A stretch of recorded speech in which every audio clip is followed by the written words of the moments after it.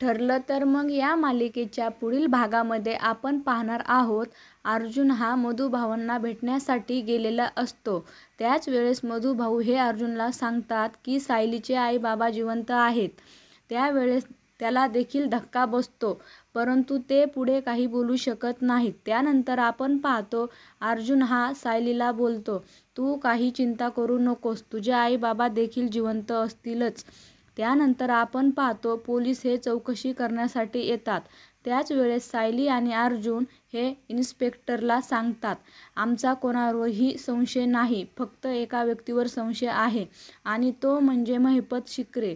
आधीच तो गुंड आहे आणि त्यानंतर त्याचा आमच्यावर राग आहे, त्यामुळे त्याने हे केले असावे. तर तिकडे आपण पाहतो, नागराजच्या सर्व नजर ठेवून असतो आणि ज्या वेळेस मधुभाऊ जवळ कोणी नसते तेव्हा तो आतमध्ये प्रवेश करतो व त्यांचा ऑक्सिजनचा मास्क काढतो आणि त्याच वेळेस आपण पाहतो, मधुभाऊंचा मृत्यू झालेला असतो.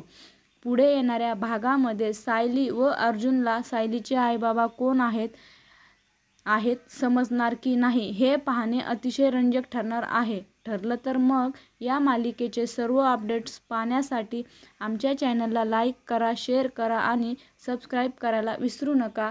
धन्यवाद.